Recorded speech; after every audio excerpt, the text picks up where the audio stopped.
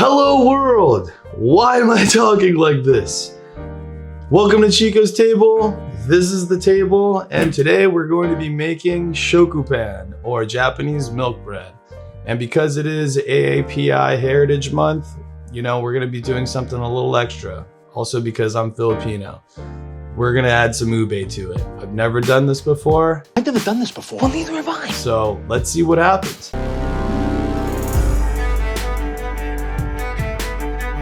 But before we get started, just want to say thank you for tuning in. If you are watching, you know, if you find any of this educational, entertaining, or find any value in it at all, please don't forget to like and subscribe. You know, I'm hoping to make more videos throughout the year, and this is just the beginning.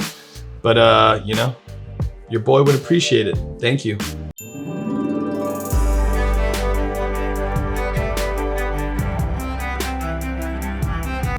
All right, for step number one, as usual, what we're gonna do is gather all our materials.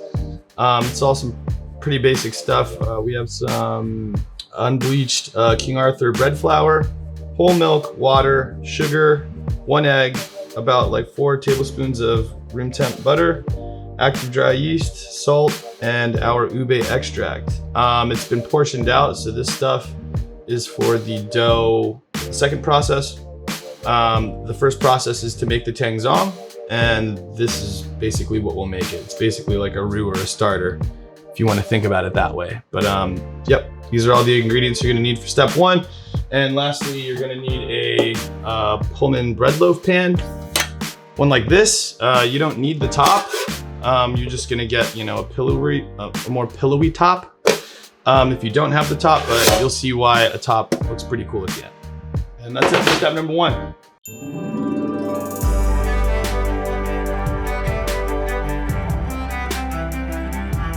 All right, for step number two, what we're gonna do is combine all our Tangzhong portioned out ingredients, which is our flour, our milk, and our water.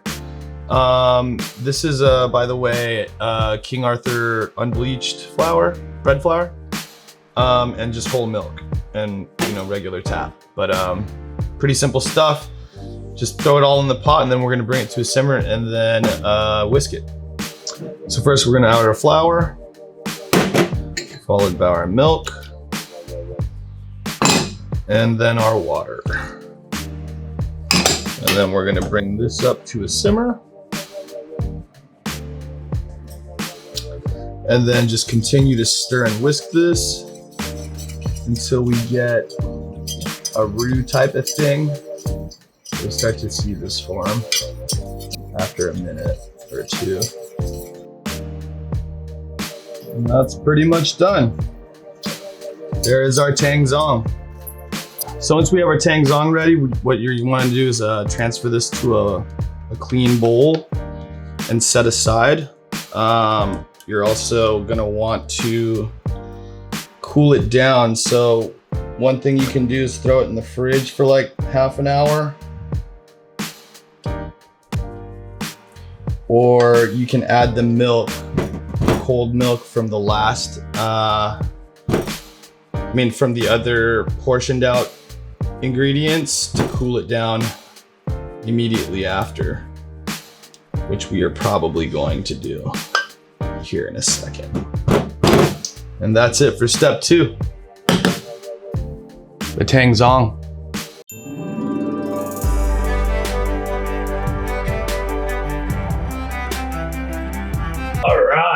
Step number three, let's make the dough. All right, getting into it, we have our stand mixer here attached with the dough hook. And we're just gonna start by adding our dry ingredients with the machine off. Mix those, followed by our wet ingredients. So first we're gonna start with our flour.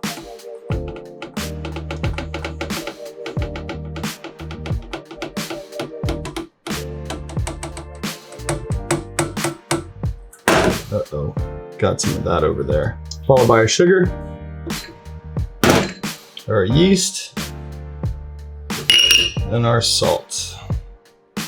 Then we're gonna lift the machine up, set this to stir this stuff around, followed by our egg,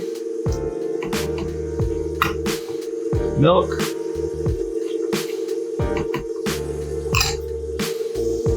butter, and our special Ube Extract. Lastly, our Tangzhong.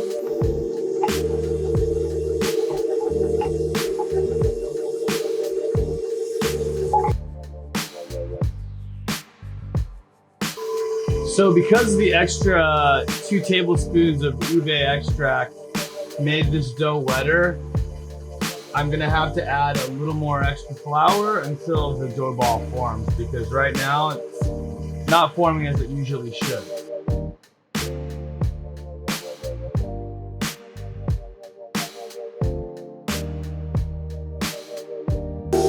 All right, cool. So after some additional flour, our dough ball is starting to form.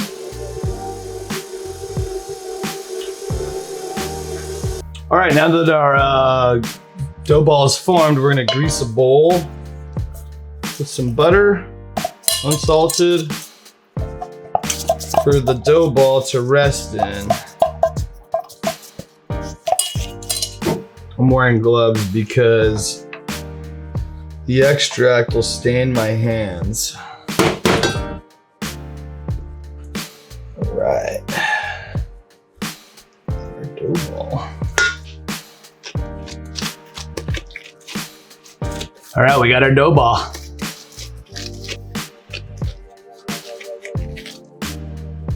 Into the grease bowl. We're just gonna let this rest for 40 minutes at room temp. Cover it with a towel and take a break. Can't we take a break? There are no breaks. All right, sweet. It's been about 40, 60 minutes. I added an extra 20 just because I wanted the yeast to do its thing. And you know, our dough should look like this. It's not quite, you know, doubled in size, but it definitely has grown. So how you're supposed to know when it's ready to go is apparently you're supposed to finger your dough. I know that sounds weird, but you know, here we go. Take a finger straight into the center. Shouldn't really fight you back, so that looks pretty much ready. So now what we're gonna do is we're gonna take our dough, lay it out onto our surface, and we're going to divide this into 3. You can eyeball it, that's what I'm gonna do, or if you know you really want to do the math, you could weigh the total out and divide it by 3. It's up to you, but I'm just gonna eyeball it.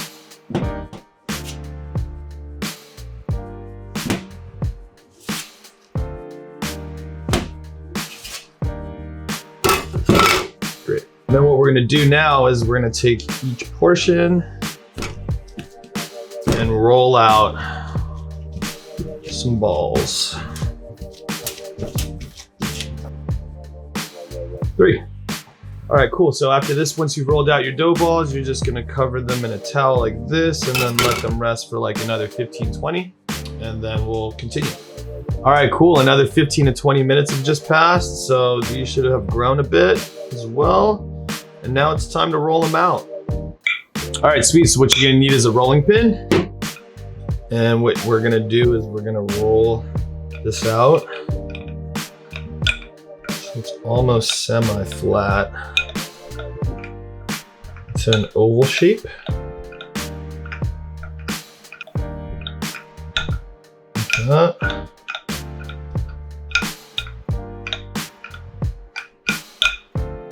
Sweet.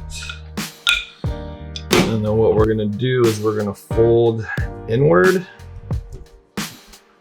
on both sides like this. And then we're gonna roll up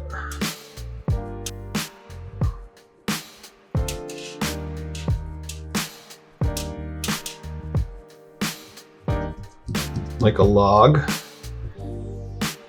And then we're gonna pinch the seams. So that's one log.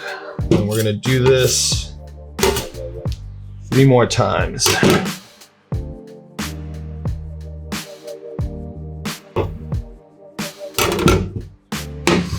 Sweet. All right, next we're gonna lightly grease our Pullman loaf pan.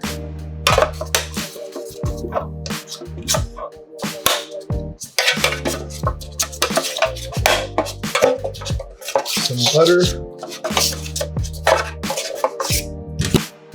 Now what we're gonna do is we're gonna take our logs, fit them in.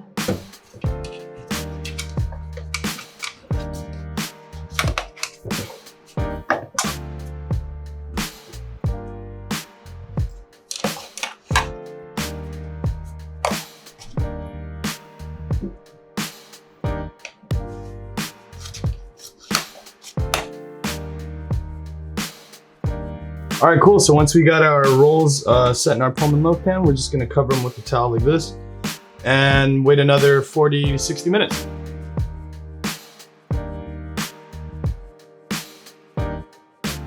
All right, cool, we're almost there. I'd add an extra like 20 minutes on top of the 40 because it's kind of cool in here. So like depending on what temperature is in your house, is gonna be dependent on, you know, the type of rise you get. But since it's pretty cold in here, it's taken a minute, but we'll see what we have.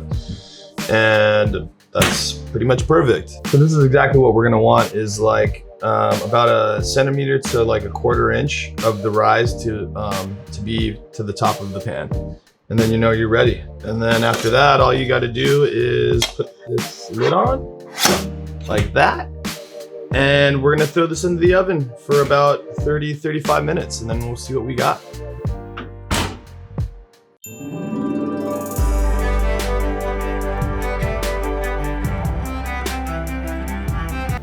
All right, cool. We've just removed our bread from the oven. It's been about 30 minutes, and we're gonna let this cool in the pan for like another 10-15, and then we'll see what we got. All right, sweet. So 15 minutes has passed by, and now it's time for the moment of truth. Let's see what we got.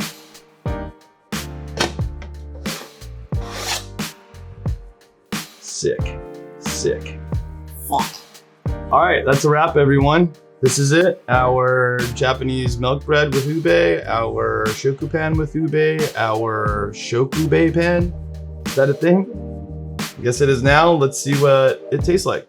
All right, let's cut into this beauty.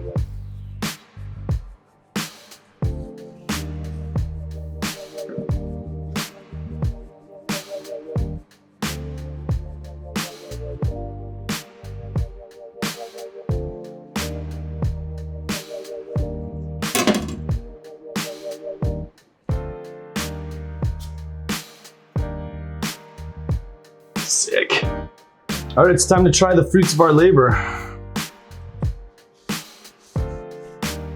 Beauty.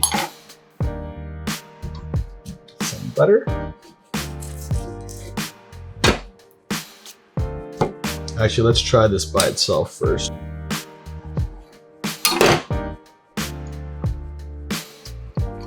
Ooh. That's good. Buttery. Semi-sweet, can taste the ube. It's purple, like Frieza.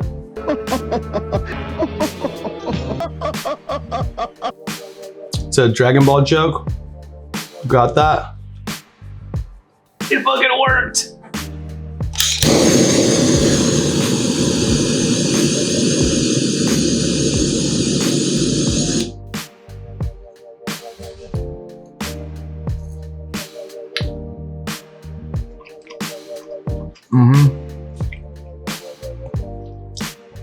That's good.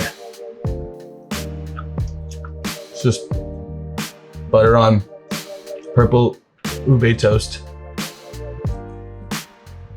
Wow. But yeah, that's a wrap, everyone.